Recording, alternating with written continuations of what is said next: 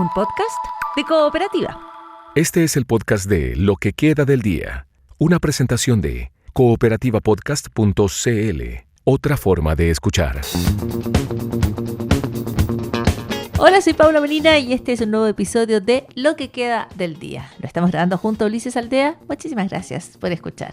Hablemos del gobierno recién instalado de José Antonio Kast. Horas después del cambio de mando, se escuchan las primeras declaraciones, las primeras imágenes, los primeros gestos. ¿Cómo nos lee la opinión pública? De eso conversamos con Paulina Valenzuela, experta en opinión pública, fundadora de DataVoz, directora de la Asociación de Investigadores de Mercado de Chile, vicepresidenta de la World Association for Public Opinion Research. De opinión pública, gobierno recién instalados y más, trata este episodio de Lo que queda del día, grabado junto a Ulises Aldea. Comenzó el gobierno y lo primero que quiero preguntarte es cómo se ven los gestos de estas horas, porque nunca probablemente el gobierno tiene tanta atención como en sus primeros gestos, ¿no es cierto? En pocos minutos claro. Se lee tanto respecto a los dichos del presidente, las actividades en las que decide participar, con quienes se reúne, las fotografías que se saca. ¿Cómo evalúas estas primeras horas o los gestos que ha dado José Antonio Kast desde que asume el mando hasta esta jornada? Yo creo que ha sido intenso, probablemente por la sensación de que este cambio de gobierno como que ya había empezado. Básicamente se instaló una idea de como de una superposición de dos gobiernos, uno que ya está prácticamente yéndose hace un par de meses y otro que entró muy rápido, digamos, en términos de posicionamiento en la opinión pública. Entonces, por lo tanto, estos días, digamos, que han sido un día, fundamentalmente, ha sido de mucha intensidad en la idea del nuevo gobierno de ir dando señales rápidamente de las acciones que quieren desarrollar, fundamentalmente por la promesa hecha de que en los 3 primeros meses deberían ellos mostrar muchas acciones o dar señales de que de que el orden de la casa que estaban ofreciendo lo están haciendo. Entonces, yo creo que en ese sentido ha sido intenso. Creo, en mi opinión, de que por lo menos las declaraciones de las nuevas autoridades y del presidente han estado bien alineados a lo que habían dicho antes. O sea, creo que esta firma de decretos, estos anuncios que hizo el mismo día de la asunción al mando en la línea de hacer correcciones sobre el plan económico, en fin, estos proyectos que están retenidos, el tema de la auditoría, todo esto que lo habían dicho antes, pero que lo colocan ahora como una acción concreta, que tiene un plan, que tiene responsable. Yo creo que fija una ruta un poco distinta. Quizás todo lo que se había dicho antes en términos de campaña y luego después de haber ganado, que sonaban a promesas, se están viendo hechas realidad, por lo menos en estos grandes temas. Pero evidentemente hechas realidad en términos de declaración y de acciones planificadas, pero hay que ver cómo resulta todo esto también ahora. Entonces yo creo que la emoción ha tomado un poco el día, por decirlo así, pero todo esto va a empezar a tranquilizarse naturalmente en la medida que las distintas reparticiones y autoridades empiezan a ejecutar el mandato del presidente. ¿Cuánto están durando las lunas de miel, como se llama, estos periodos en los cuales la opinión pública tiende a o juzgar con mejores ojos o a dar una especie de periodo de gracia a quienes llegan al gobierno, ¿no? Este es un momento de mucha evaluación para quienes no votaron por el presidente en ejercicio, pero también por quienes votaron por él. Sí, lo que pasa es que eso es bien especial, porque esa idea de la que yo creo que yo creo que no existe una teoría sobre las lunas de miel, particularmente en los gobiernos, por cuanto, por ejemplo, en el caso del presidente Boric parte con una aprobación más alta, pero rápidamente se estabiliza en su aprobación promedio del 30%, que la mantuvo prácticamente de todo el periodo, digamos. No así cuando sale, por ejemplo, la presidenta Bachelet, que sale con una aprobación alta, o no así lo que le ocurrió a presidente Piñera, que parte en su primer periodo con un terremoto, en fin, o sea, todos tienen condiciones diferentes. Yo creo que en este caso, la variable que media en este, entre comillas, periodo de luna de miel, que yo no sé cuánto va a durar, lo único que sé que creo que el propio presidente Kast fijó el periodo al hablar de los 90 días. Entonces yo creo que eso en la mente de las personas de los ciudadanos es lo que va a operar. O sea, si al cabo de 3 meses no han pasado, no se observan cambios significativos, probablemente la presión social puede empezar a ser más grande, particularmente porque en el tiempo las redes sociales, en fin, se han transformado en una voz muy potente de la ciudadanía y de tanto de información como de desinformación. Entonces de alguna manera esto va a ser una tensión que se va a ir increciendo en el tiempo en la medida que no se vayan observando resultados concretos y claros de la promesa inicial. Pero estamos recién partiendo, como están recién casados, digamos, por decirlo de alguna manera, y hay que ver si se producen algunas tensiones significativas en este primer mes. A lo mejor el primer mes va a ser una señal de lo que puede venir en los meses siguientes, en términos de cómo se articulan y cómo se instala este gobierno, porque esa es la otra que tiene que instalarse, digamos. Pero ha sido rápido, intenso, o sea, con lo que pasó con el carabinero en Puerto Vara y la ministra del Interior ya posicionándose inmediatamente el mismo día, eso también da señales, digamos, sin perjuicio que no se resuelve nada, pero se muestra una actitud, una conducta, cómo lo quiero hacer y cuál es mi interés en estar en el territorio, que es una de las cosas que siempre el presidente Kast señaló, que ellos iban a estar con la gente en los territorios, digamos. Respecto a las imágenes, porque aquí hay una cuidada selección de retratos, de postales que tratan de transmitir también algo desde el nuevo gobierno, ¿no es cierto? Y hay imágenes que son inusuales, por ejemplo el colchón, digamos, que se ve entrando a la moneda. No es habitual en general, sí, claro, que en ningún tipo de mudanza uno vaya mostrando el colchón, como que uno trata de esconder, claro, en un momento trata que sea más o menos privado. Es una cosa muy íntima. Es una cosa muy íntima, ¿no? Y aquí lo que se ve es que entra el colchón a la moneda. O por ejemplo, durante el día de hoy, la imagen de la primera dama que está allí sirviendo la comida porque se hace real esta promesa de que se va a comer lo mismo que comen los demás funcionarios en la moneda. Yo no tengo claro cuán distintas eran las comidas de los presidentes en relación al resto del personal, pero aquí se ha marcado ese hecho. Claro. ¿Hacia dónde apuntan, en tu opinión, esas imágenes? No, yo creo que son señales comunicacionales de austeridad, de que nosotros vamos a cuidar justamente, nos vamos a comportar como se debe comportar cualquier ciudadano. Entonces son señales comunicacionales que en mi opinión tienen poca duración o impacto en la opinión pública, o sea, sorprende, llama la atención, qué bueno en algunos ciudadanos, en otros lo encuentran extraño, pero yo no creo que sea demasiado. Es como cuando le colocan el logo en las redes sociales al sello que aparece para los distintos ministerios, como estamos trabajando para usted. Es un poco la misma línea, digamos. O sea, yo creo que están buscando señales efectistas un poco para decir que ya nos arrepangamos, digamos, la camisa y nos pusimos a trabajar y lo vamos a hacer de cierta manera.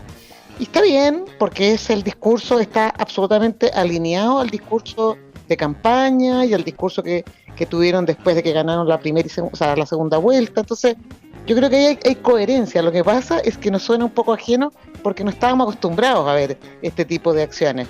Sin embargo, creo que son consistentes, completamente consistentes, con la idea de que nosotros venimos a ordenar la casa, venimos a hacer las cosas bien y bueno, y a mostrar que tenemos un compromiso total, digamos, con la austeridad, con el cuidado de los recursos públicos. En fin, yo creo que son señales que están en esa línea y que, bueno, ellos probablemente lo sienten muy coherentes con el discurso que han tenido. ¿Cuánto impacta eso en la opinión pública? Claro, es como el presidente Boric cuando salía con su hija.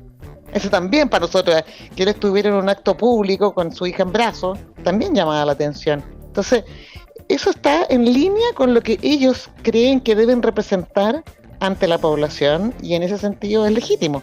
Ahora, yo no le veo en mi opinión por lo menos no tiene una connotación ni positiva ni negativa, pero habla de cómo ellos ven el desempeño o su desempeño como autoridades públicas.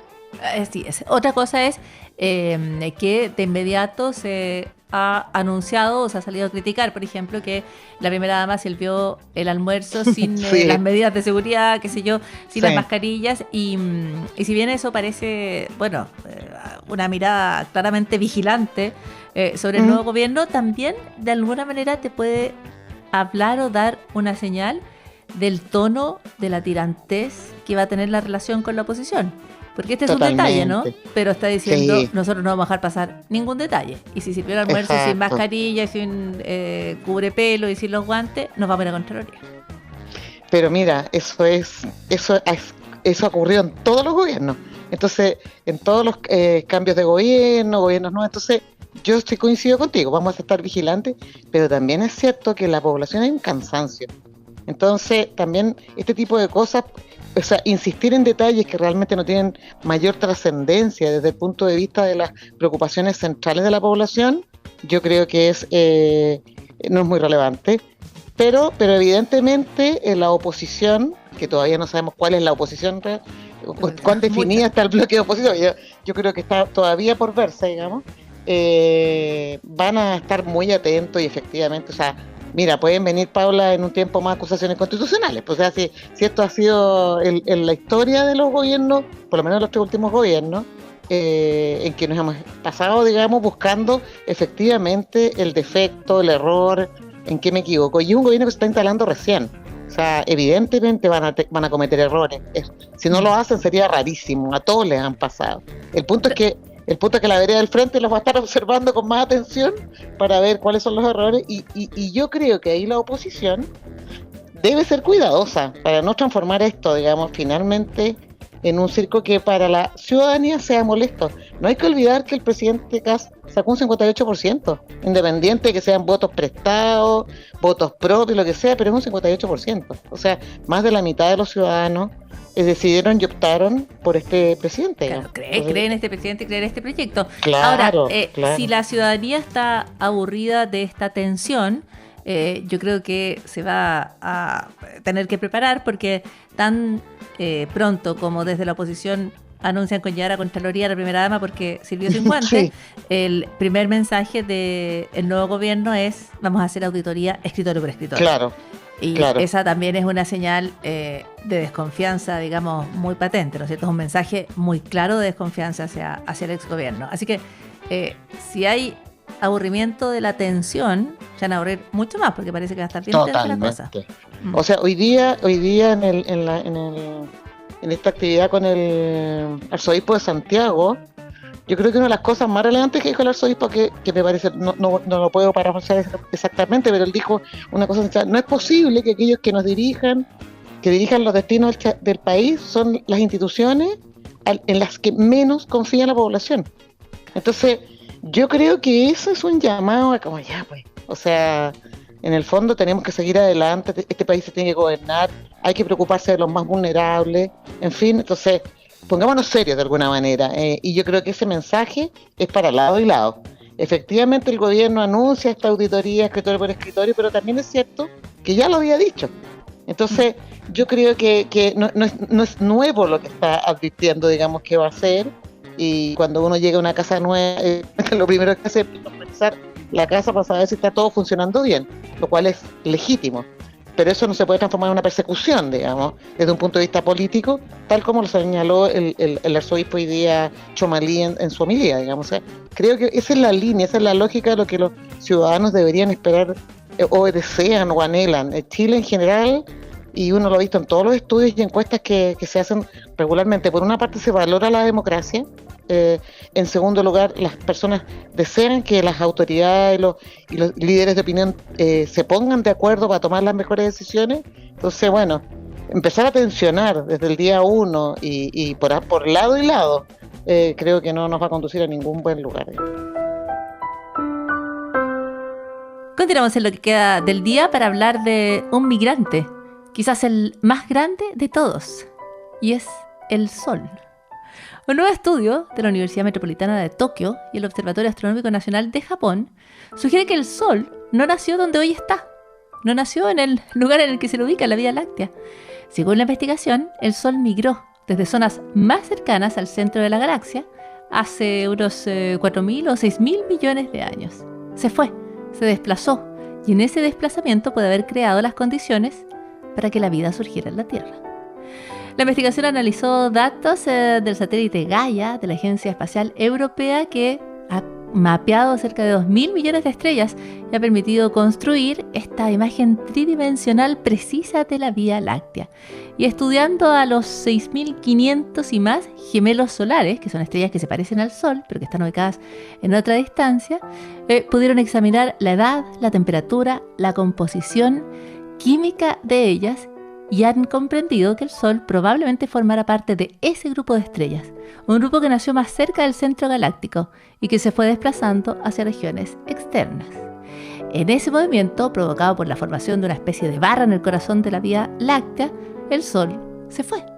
Y al irse de este centro de la galaxia, que tenía explosiones de supernovas y fenómenos más violentos, se fue trasladando hacia una zona más tranquila, para pasar la mayor parte de su historia en un ambiente más estable.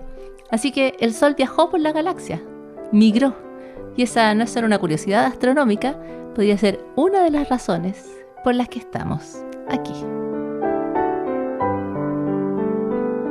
Y eso también es parte de lo que queda del día.